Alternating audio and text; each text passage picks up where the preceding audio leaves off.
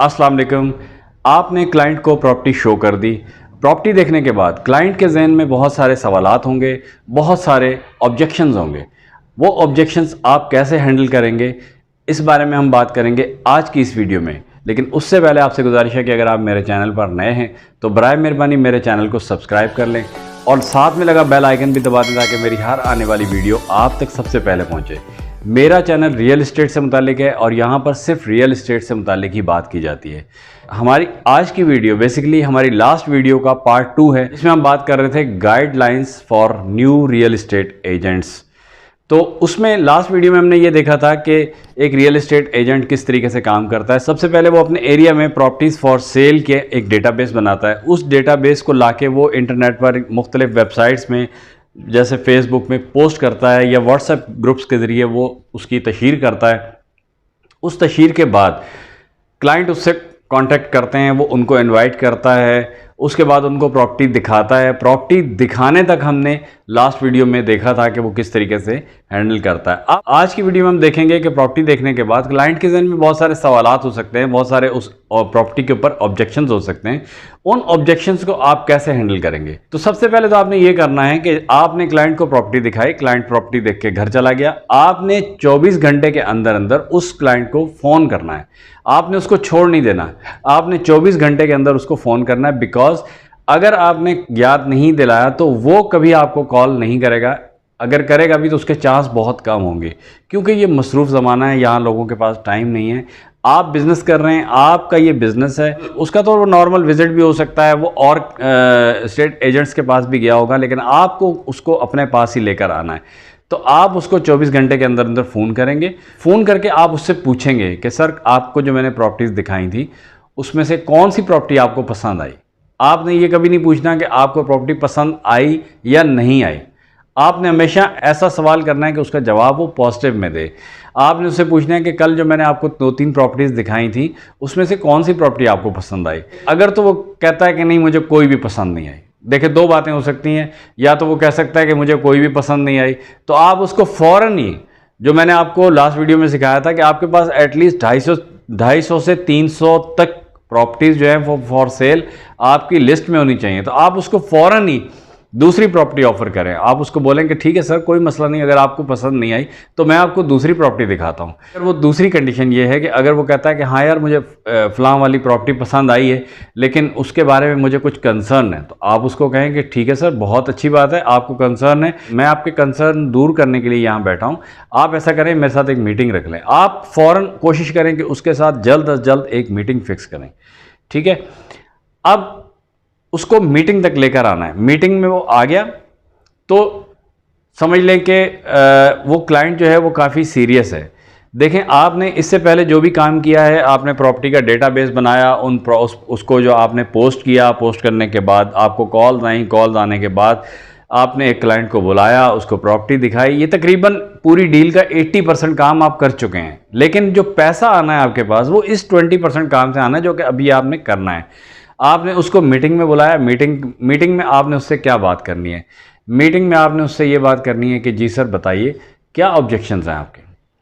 तो आपने वो जो भी ऑब्जेक्शन करेगा आपने उस पर कोई एतराज़ नहीं करना, कोई उसमें मीम मेख आपने नहीं निकालनी, कोई अपनी फ़लसफ़ा नहीं झाड़ना। आपने उसका बड़े बाअदब तरीके से उसका जो तमाम ऑब्जेक्शंस हैं वो सुनने। जब आपने क्लाइंट को मीटिंग के लिए बुलाना है तो वहाँ आपने रवैया बहुत पोलाइट रखना है, बहुत ही ज़बरदस्त रवैया अपना रखना है, बिल्कुल दोस्ताना, उससे घुल मिल जाना है, उसके साथ उसके इंटरेस्ट की बातें करनी है, उसको ऐसे लगे कि वो बिल्कुल अपने एक पुराने बिछड़े हुए दोस्त से मिल रहा है। देखें मैं आपको यहाँ पे बड़ी इंपॉर्टेंट बात बता दूँ, प्रॉपर्टी बाद में बिकती है, पहले आप खुद बिकते हो। ये बात बहुत अजीब सी है लेकिन ये सच है कि जब तक आप उसके दिल में नहीं उतरोगे वो आपसे कभी भी सौदा नहीं खरीदेगा। ये एक हकीकत है, क्योंकि बहुत बड़ा सौदा करने जा रहा है वो। प्रॉपर्टी का सौदा कोई छोटा सौदा नहीं होता। तो आपने बिल्कुल पोलाइट तरीके से बहुत अच्छे दोस्ताना माहौल में मीटिंग करनी है उसके साथ। देखें यहाँ पे मैं आपका टाइम लूँगा लेकिन छोटी सी मैं एक बात बता दूँ कि दो इंसानों के बीच में कम्युनिकेशन का एक बड़ा अच्छा ज़रिया है, उसको बोलते हैं last. Last mean LAST, last. ये इससे मैं आपको बता दूँ बनता क्या है। L से बनता है लिसन, A से बनता है एक्सेप्ट और S से बनता है सजेस्ट, टी से बनता है ट्रस्ट। आप किसी भी बंदे से बात कर रहे हैं, उस बंदे तक आप अपनी बात पहुंचाना चाहते हैं, तो आपको चाहिए कि आप लास्ट वाले फार्मूले पर अमल करें। मतलब ये कि आप सबसे पहले उसकी बात को पूरा सुनें। उसकी बात को पूरा सुनने के बाद उसकी बात को आप एक्सेप्ट कर लें। वो जो भी कह रहा है आप बोलेंगे सर आप बिल्कुल ठीक कह रहे हैं।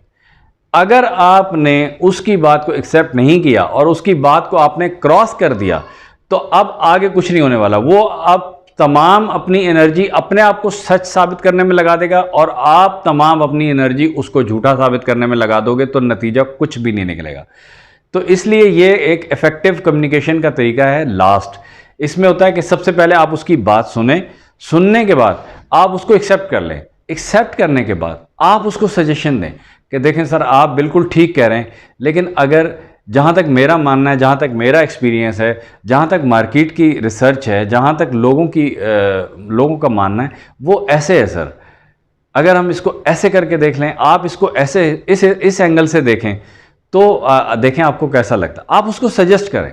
सजेस्ट करने के बाद आप ट्रस्ट करें कि जो आप कह रहे हैं वो मानेगा, यकीनन मानेगा, क्योंकि ये एक वर्ल्ड ऑथेंटिक फार्मूला है।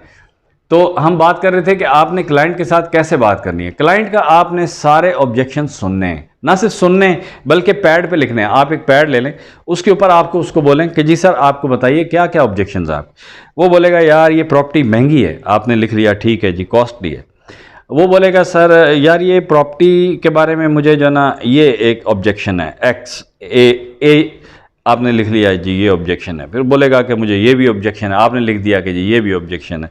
तो जो भी 8-10 ऑब्जेक्शन, 2, 3, 4 जितने भी वो ऑब्जेक्शन बताता, आप सारे फर्स्ट ऑफ ऑल तो लिख लें। जब उसके तमाम ऑब्जेक्शन जब आप लिख रहे होंगे तो उसको लगेगा कि यार बड़ा डिसेंट आदमी है ये, इस वाकई ये भी सीरियस है।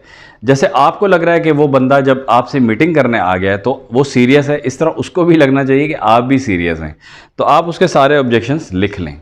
लिखने के बाद अब आपने क्या करना है, आपने ये बोलना है कि सर आपके ये सारे ऑब्जेक्शन बिल्कुल वैलिड हैं।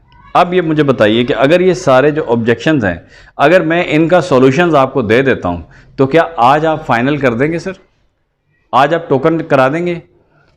अगर तो वो देखें हुआ सीरियस, तो वो बोलेगा कि हाँ व्हाई नॉट, अगर आप ये मेरे ऑब्जेक्शंस क्लियर कर देते हैं तो मैं आज टोकन करा दूंगा। तो फिर आपने उसके ऑब्जेक्शंस को हैंडल करना है।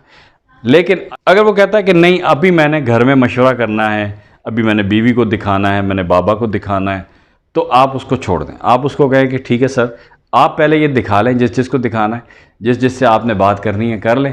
जब आप ये सारे काम कर चुकेंगे तो फिर हम इन ऑब्जेक्शंस पे बैठ के बात करेंगे।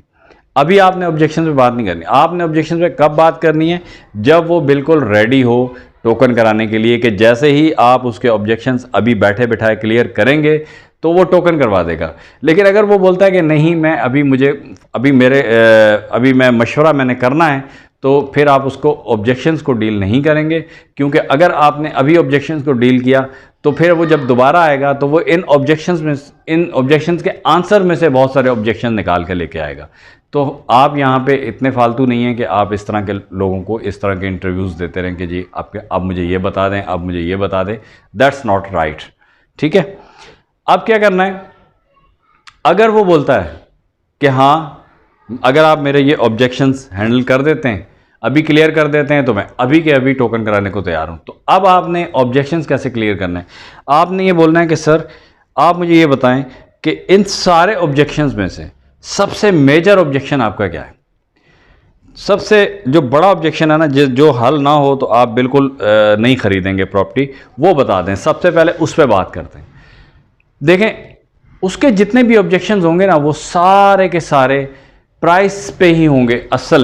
असल में वो उनके सामने बहुत सारे ऑब्जेक्शंस हो सकते हैं, लेकिन अंदर से वो जो है वो प्राइस पे डरा हुआ होता है। उसके ऑब्जेक्शंस जितने भी हों, वो जितने भी ऑब्जेक्शन करेगा उसके पीछे दो ही रीजंस होंगी, दो ही मेन ऑब्जेक्शंस होंगे। नंबर 1, क्या ये प्रॉपर्टी ले रहा हूँ, क्या मैं जो प्रॉपर्टी मैं ले रहा हूँ क्या वो सही है, वो लीगल है? फिर दूसरा ऑब्जेक्शन कि क्या जो प्रॉपर्टी मैं ले रहा हूँ वो जिस कीमत में ले रहा हूँ क्या वो सही कीमत में ले रहा हूँ, कहीं महंगी तो नहीं ले रहा। बस यही उसके दो ऑब्जेक्शन होंगे। वो खुल के नहीं कहेगा आपसे, वो सामने कुछ और बातें रखेगा, लेकिन अंदर उसके यही बातें होंगी कि क्या प्रॉपर्टी ये ठीक है, सही है, लीगल है, और क्या ये प्रॉपर्टी जिस कीमत पे मैं ले रहा हूँ उस कीमत में महंगी तो नहीं है। यही बात है, वो खुल के नहीं कहेगा, क्योंकि मेन चीज़ है डिसीजन। बेसिकली डिसीजन का मसला है, डिसीजन नहीं ले पा रहा वो, और इसके लिए आपको उसकी हेल्प करनी है। बहुत सारे इंसान डिसीजन लेने में एक्सपर्ट नहीं होते। ऐसे वक्त में एक रियल एस्टेट एजेंट जो होता है उसका काम ही ये होता है कि वो उसको डिसीजन लेने में मदद करे। तो आपने उसको ये बोलना है कि सर आप इसमें से हम कौन सा पॉइंट जो है वो सॉल्व कर लें तो आपके लिए आसानी हो जाएगी। तो वो यकीनन बोलेगा कि यार ये प्रॉपर्टी महंगी है। तो आपने उसी वक्त उसको ये अगला सवाल ये पूछना आपने कि सर ये आपको क्यों महंगी लग रही है। आपने उसका जवाब नहीं देना, आपने उसका सवाल में से सवाल निकाल के उससे पूछना। अब वो उसके लिए परेशानी, खुद वो जवाब दे कि यार ये महंगी है तो क्यों महंगी लग रही है। तो अगर वो बोलता है कि यार मुझे इस वजह से महंगी लग, अब फिर आपने आप जब इस तरह से उसके क्वेश्चंस करेंगे कि आपको अगर ये महंगी लग रही है तो क्यों महंगी लग रही है, अगर जब आप इस तरह से क्वेश्चन करेंगे तो आपको ये पता चलेगा कि इस आदमी की नॉलेज कितनी है। इस आदमी की नॉलेज अगर कम होगी तो आप उसको बेहतर तरीके से गाइड कर सकेंगे और आपका मसला रिजॉल्व हो जाएगा। फ़र्ज़ करें कि वो इसी बात पे अटका हुआ है कि प्रॉपर्टी महंगी है, तो आपने क्या करना है, आपने उसको एक थर्ड पर्सन, चाहे वो एक्चुअल में है या नहीं है, एक थर्ड पर्सन का रेफरेंस देके आपने उसको गाइड करने की कोशिश करना है कि सर अभी पिछले हफ्ते शाहिद साहब हैं, हमारे बहुत अच्छे दोस्त हैं, बहुत अच्छे क्लाइंट हैं, उन्होंने ये प्रॉपर्टी ख़रीदी थी। वो भी जब आए थे तो उनको भी ऐसा ही लग रहा था कि ये प्रॉपर्टी बहुत महंगी है, लेकिन जब हमने उनको गाइड किया, जब उन्होंने ख़ुद मार्केट की रिसर्च की, जब उन्होंने इस प्रॉपर्टी की वैल्यूज़ देखी, जब इस प्रॉपर्टी की खसूसियात देखी, तब उन्होंने वो डिसीजन लिया और उन्होंने प्रॉपर्टी ख़रीदी और आज वो बहुत हैप्पी हैं। देखें, ये एक हकीकत है कि जब आप किसी को रेफरेंस देते हैं किसी दूसरे बंदे का, तो वो अपना डिसीजन लेने में थोड़ा इजी फील करता है। और रेफरेंस जब आप देंगे, रेफरेंस आप जब भी देंगे किसी थर्ड पर्सन का देंगे, अपना नहीं देंगे। ऐसा होता है कि जब भी आपने कोई चीज़ इस्तेमाल की और आप उसके इस्तेमाल करने से आपको फ़ायदा हुआ और आप वही चीज़ बेचने जा रहे हैं किसी दूसरे को और आप उसको बताएंगे कि ये चीज़ मैंने खुद इस्तेमाल की है, मुझे फ़ायदा हुआ है, तो बंदा आपकी बात पे कभी यकीन नहीं करेगा। उसकी रीज़न ये होती है कि उसको पता है कि ये तो बेचने के लिए आया है, तो ये तो बातें करेगा। लेकिन अगर आप उसको ये बताएंगे कि हमारे साथ में एक अंकल रहते हैं, उन्होंने ये चीज़ इस्तेमाल की है और उनको इससे बहुत फ़ायदा हुआ है, तो वो इस बात पे यकीन करेगा। तो थर्ड पर्सन की मिसाल देनी है आपने कि शाहिद साहब ने 2 महीने पहले प्रॉपर्टी ख़रीदी थी, वो बड़े हैप्पी हैं। असलम साहब आए थे, वो भी इसी तरह से बातें कर रहे थे कि ये प्रॉपर्टी बड़ी महंगी है, तो आज वो बहुत सेटिस्फाई हैं। तो आपने इस तरीके से उसको गाइड करना है और इस तरीके से उसको डिसीजन लेने में थोड़ा सा सहारा देना है, बस और कुछ भी नहीं। तो आप ये देखें, ये एक फितरत होती है इंसान की कि इंसान अंदर से जितना भी एग्री हो ना, तो उसको मतलब यस करवाने के लिए किसी न किसी चीज़ का सहारा चाहिए होता है। जैसे ही आप बोल दोगे कि यार ये फ़लाने बंदे ने मिस्टर एक्स ने ये प्रॉपर्टी ख़रीदी है 2 महीने पहले और वो बहुत हैप्पी है, तो उसको तकरीबन समझ लें कि 90% प्रॉब्लम उसका सॉल्व हो गया। अब आपने उसको इस तरीके से आपने ऑब्जेक्शंस को हैंडल करना है। फिर वो अगर ये कहता है कि यार ये प्रॉपर्टी में जो है ये मसला है, तो आपके पास, मैंने आपको कहा था कि प्रॉपर्टी के मुतालिक आपकी पूरी मालूमात होनी चाहिए आपके पास। आप उसकी हर मालूमात को, आप अपनी मालूमात के मुताबिक उसके हर सवाल का जवाब दें और उसके ऑब्जेक्शंस को जो भी ऑब्जेक्शंस वो रेस करता है उसको क्लियर करने की कोशिश करें।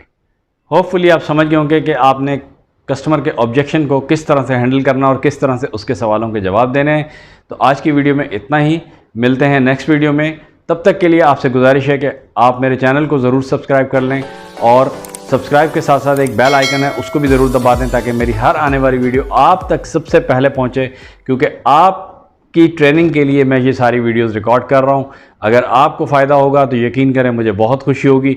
इसके अलावा भी अगर आप कोई और चाहते हैं, कुछ और आपके पास कुछ सवाल हैं, कोई कमेंट्स हैं, तो आप मुझे कमेंट सेक्शन में बता सकते हैं। आप मुझे डायरेक्ट इस नंबर पे कॉल भी कर सकते हैं, मैं आपके कॉल भी सुनूंगा और आपको जवाब भी दूंगा। तो जो आप जिस तरीके से आप किस मौजू पे आप मालूमात चाहते हैं मुझे वो बता दें कमेंट करके। मैं उस मौजू पे इंशाल्लाह वीडियो बनाऊंगा आपके लिए, क्योंकि मेरा मकसद है आपकी हेल्प करना। तो मिलते हैं नेक्स्ट वीडियो में, तब तक के लिए आपका बहुत शुक्रिया। अपना ख्याल रखिएगा। अल्लाह हाफिज़।